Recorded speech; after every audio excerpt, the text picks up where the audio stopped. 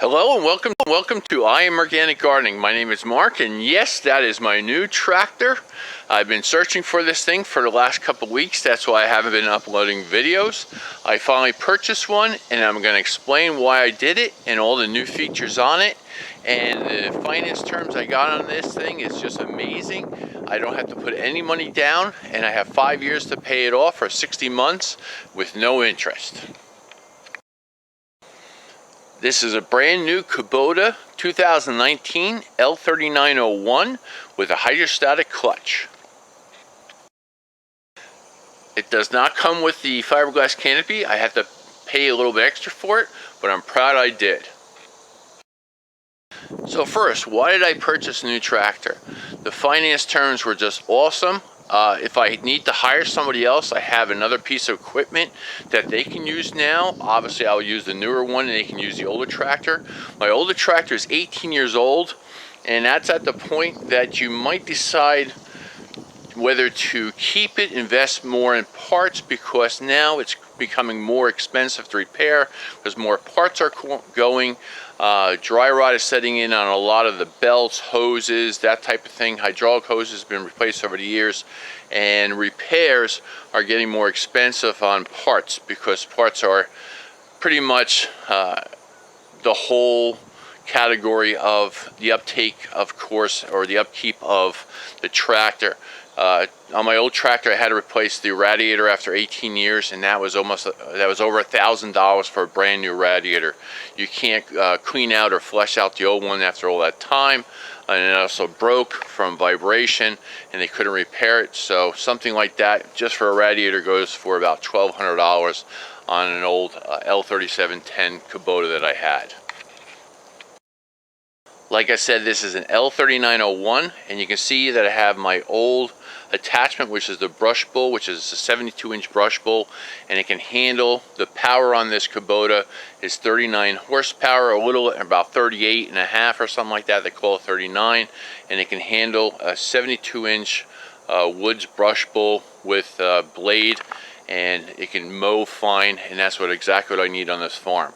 So why do I need a tractor on my farm? I looked at several things to take its place, and my main thing for the tractor on the farm is that as you know in other videos, and I'll put a link in the description below, that the most important thing that I have to do is I receive about, let's say, 5,000 cubic yards of leaves every year. And with those fall leaves, I have to move them around in the field over 5 acres due to EPA restrictions, and they have to turn into leaf mold over the process of like the next couple months from there.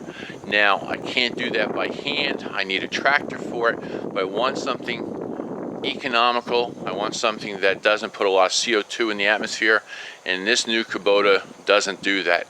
I only use for my whole year on the farm, that includes snow plowing, moving leaves around, and the very little things that I do, because I'm a no-till farm, is tilling. I don't even touch it or do it anymore. I use a rototiller to scrape off the top surface to get the seeds into the ground, to establish them, the soil to seed contact. And I only use about 40 gallons of, I would say 46 gallons if it's a cold winter, of diesel a year on my whole farm, just using the old tractor. And I'll probably use about maybe 32 to 35 gallons of diesel with this new one. This one also has and I'll show you the feature when you open up the hood, it has a large muffler that recycles the exhaust fumes and burns them at a higher concentration, and it is cleaner burning. Obviously, it still puts CO2 up in the atmosphere, and it is still fossil fuels. But with my farm, I'm actually, on the 22 acres I have, I'm pulling that carbon back out of the atmosphere and putting it back in the ground. I'm doing my choice of that on my farm, so I am sustainable. So let's take a look at the engine. The first thing you should always do when you look at the engine, open up the hood of this 2019 Kubota L3901, is you should raise the bucket here to the max lift.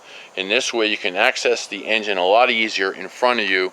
So I'll turn the tractor on, raise the bucket as high as I can, and then we'll go and inspect the engine.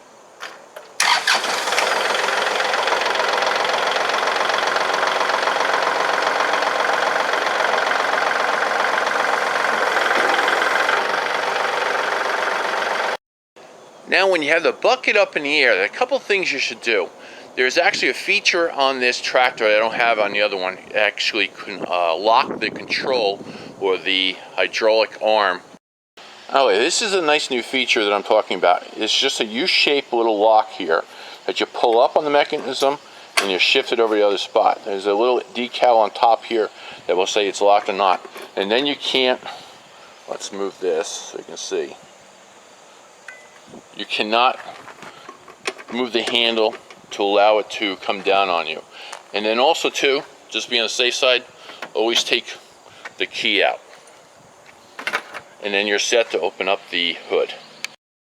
One more thing you have to do is just pull this pin on your front guard and then lower it towards you, out of the way, because the hood will swing upwards.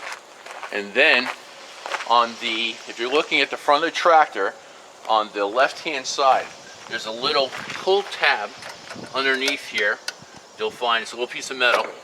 And you just open that up, and away she goes. And now we have the engine. We have our nice little 12-volt battery in the front here. The large canister up on top right in front of us is also the air filter, which opens up very easily. It's just these two clips on both sides. Pop forward, slide out, and then this is your, it just has one air filter. My other tractor has two. There's another one that goes inside here, a smaller one, but they did away with that one. So we're just gonna put that back in place.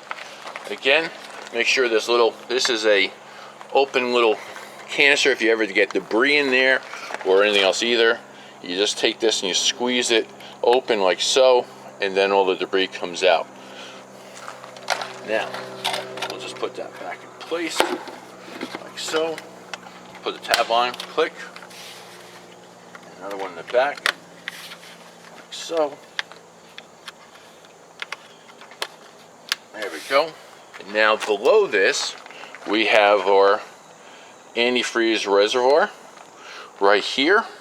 And let's get a side view for you. This is the low point on here, and this is the high point full. Now this should also be pretty much when it's running and warm, it should come up to here. But as long as it's in between these levels, you're all set to go. Now this large canister here is made out of stainless steel. The reason they did that is because it's going to, this is actually the muffler system or a regenerated system.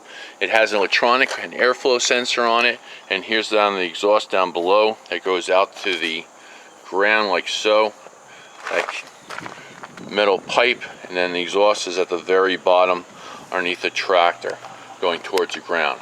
So what you can see with this nice beautiful large stainless steel canister is that this here will take the exhaust gas, recirculate around, burn them at a higher temp, and make sure that it is super clean of everything before it goes out to exhaust. Now this is almost like a catalytic converter on a car, same type of thing. Now there's a process you do. There's a light on the dash that will show you that it's regenerating or burning at a higher temperature or something like that. Now as long as you have nice clean diesel gasoline in your area, you're going to be fine. You don't have to worry about it so much. But this is tractors sold all over the world, and basically they're trying to keep down the carbon emissions from it. Now these two aluminum little skirts here on both sides, and they have increased the capacity.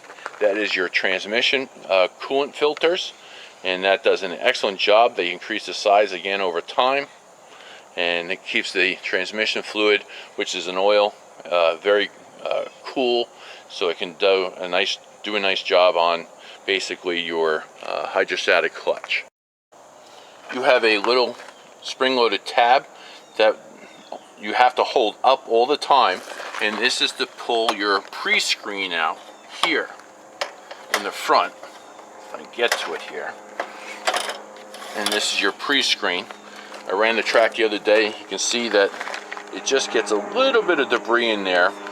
It's doing a better job than my old tractor, and you just clean that out. You can blow with air, you can use water on it no matter what, and that's to protect the radiator from getting all the little debris in there and actually clogging up over time.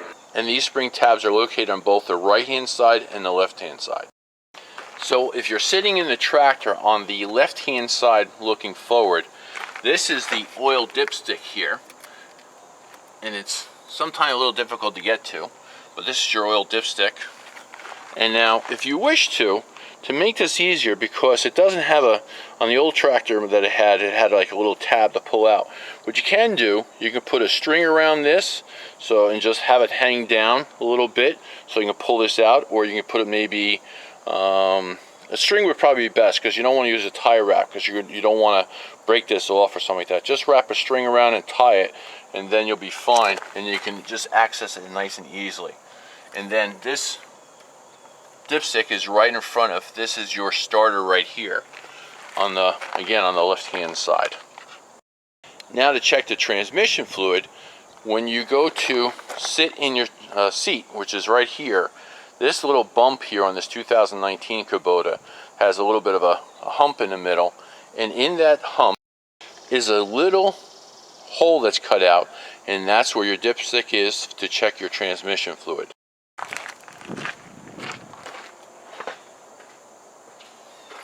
And it pops out nice and easily, and then in between is two lines, and your fluid should always be between those two raised indents there. So every time you go to use your new tractor or old tractor, the three things you should always check, or actually four things, is you should check your transmission fluid, your oil, your antifreeze level, and also it's always a good idea to actually remove and look at your air filter too for clean burning fuel. Now when sitting inside your seat, on your right hand side is your oil filter, which is this right there. Now above the oil filter, and these screens come off, they're just made out of plastic lately, they're just held on by that one bolt right there, like so, and then they just slide out of the mechanism here to access the engine a lot more. But right above your oil filter there, you have this. And this is a extra large, sorry for the movement of the camera, my fingers are very heavy today. So I used to have a small fuel filter, and now this is probably like 3 times larger, and that's your fuel filter right there. Now what they included in this, and I don't have on my old 18-year-old tractor, they have something that's a water separator now, which is this, and this is located again on the right hand side of the tractor if you're sitting inside the tractor.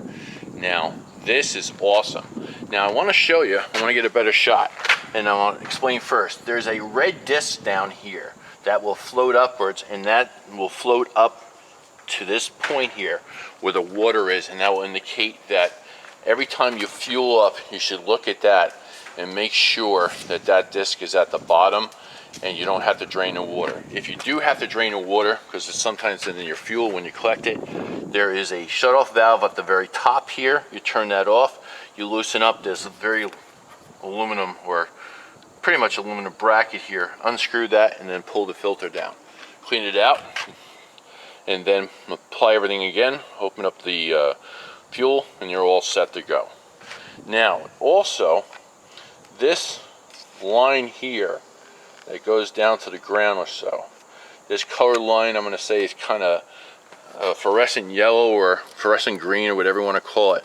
This tube here actually goes up to the fill on the top of the engine, and that is an overflow in case you spill diesel off the cap of the engine. It will drain down and go towards the ground, but hopefully you don't spill anything. And I want to advise you, if you're doing something like that and you're fueling up things, don't put the gas can on top of the engine. Try to go in there. I know a lot of you might have, let's say, a 55-gallon drum of fuel, you know, that's higher up, and then all of a sudden it can gravity feed into it. If you don't, and you just have a Kubota that you have to fill with 5-gallon cans all the time, I have a solution for you. So on top of the hood, or top of the engine, you have your diesel filling port here. Now, It's a lot easier if you do not put your 5-gallon. You're going to scratch the nice finish over time. If you put a towel here, it's not easy dumping in there or anything else either.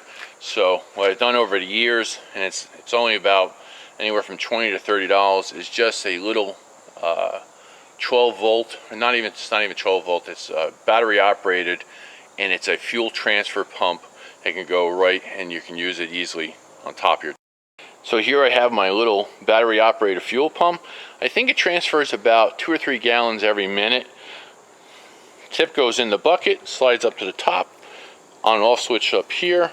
Then it comes with a 3-foot hose that's easily transferred. If I put the diesel bucket on top of my front wheel, and then I can turn it on, should put the nozzle right inside, hold it down, turn it on, and then it will pump the diesel directly from the can right into the tractor. It makes life very easy. And it also has 2 filters for the hydraulic fluid, one on the right hand side and one on the left hand side. Now, control wise, we have our dual brake pedals right here that you can push down and lock into place. Now there's also the little arm in the middle here, this one, and there's a little symbol underneath there that's parking brake. So you can push the pedals down, and then you do is just lift that arm up into place, and you'll hear it click, and we'll keep the brake on. And operation is so easy. That's this pedal right here, and that is your forward and reverse. Obviously, if you push the pedal down, you'll go forward, and if you push it back and there's little arrows on it, we'll go reverse in your tractor. And that's through the Hydrostatic Clutch model on this one. It will save you so much time and so much energy. It's just a good foolproof system. And also too, if you're overloading the engine, your engine will shut down, or your clutch will make the engine shut down, because you're forcing too much extra horsepower trying to get out of the engine, and it will actually be a safety feature and shut your engine down for you. So on the right hand side of your seat here, this lever here is to raise and lower your implements on the back of your tractor. And then behind that, stuck on, again, on your right hand side, this is to turn your PTO, or engage the power to your implements on the back. And this is in the off position towards the back, and then going forward turns it on, and it will just lock into place. Now also too, if you ever have trouble starting your tractor, and also either too, sometimes you forgot that you turned your tractor off and it's in the on position, it has to be disengaged for a safety feature and be in the lever in the back. Now also too, there's a little safety switch on there also, and if you having problems and this is still back there and it's not clearing, just look at that safety switch in the back. It's a little toggle switch, and just play around for a little bit and it will click on, and then your tractor will start. And on the left hand side of the seat is your shifting range. You have low, medium, high. High is always used for highway. Medium is probably just for cutting, and low is when you are rototilling or pulling a plow within reason. That's, suffice for the tractor that you have. So dashboard is pretty standard. Let me turn the key on. This is the first position, and then we'll go through a check on everything. And now let's just start it up. It's relatively pretty quiet.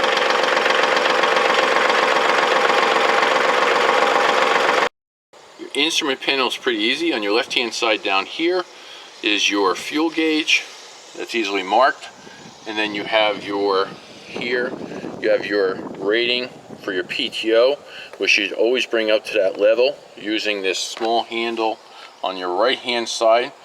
And back or towards you in the seat is the lowest position, the slowest, the turtle, and then moving it to the rabbit is the highest, and your PTO should always be at 540 range. That's marked there, and you go from there. You should not ever go higher than that. Then again on the right hand side, it should always be looking at about every 5 minutes or something like that. When you're driving, keep an eye on it. That's your engine temperature. It should always be pretty much in the middle range. If just in my experience with tractors over time, as soon as this level or that little red arrow starts going up a little bit higher and sitting here, that means your let's see, your radiator, or that early screen that I pulled out or something like that with those clips, that's beginning to clog up. You're getting too much debris in there, and that's an indication, especially on new tractors. So when it's starting to get up to this point, never let it get into the red zone.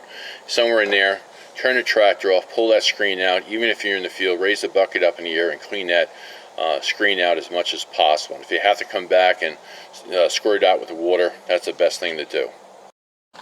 I also want to share with you a very expensive tip that will help you save lots of money with your tractor. In this point, I'm looking at the front four-wheel drive axle here, the pivot point. Now, let's get a good close-up for you here. Now, this spot right here, this is an expensive repair because it takes time. This pivot point right here, and also inside this area, when you are working in, you really should do it pretty much after every time you use the tractor.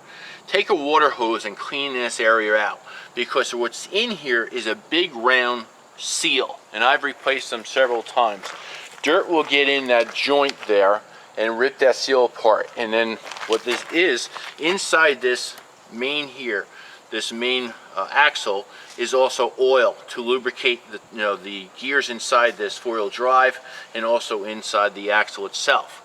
Now, when that gets dirty, and it will start leaking all that oil out, and then again, it's an expensive repair to do. So at the end of the day, make sure you just go up to your water hydrant or house, whatever you have or something like that. You don't have to use a lot of pressure and to turn the wheel any which way direction. Just spray that area and wash that dirt out. I wouldn't use a pressure washer on it because that will force it in deep or something like that.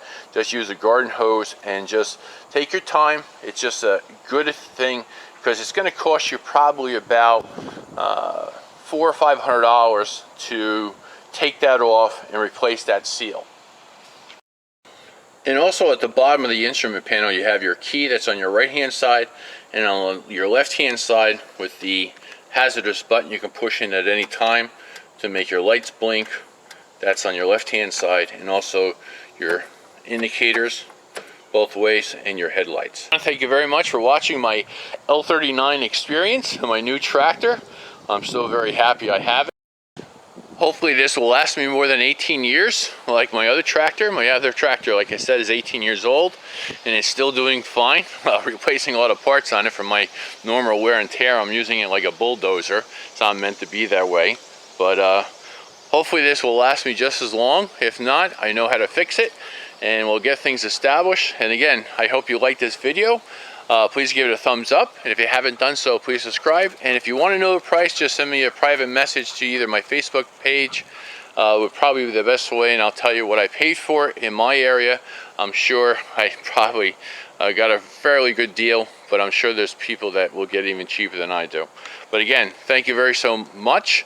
Enjoy your Labor Day weekend, and I will be using this for the next 3 or 4 days before the next rainstorm to cut down the fields and get things ready, because we have to plant a nice cover crop coming on, and also some daikon radishes for harvest, for food, to sell, and also to use as a cover crop. Oop, moved the camera way too much there.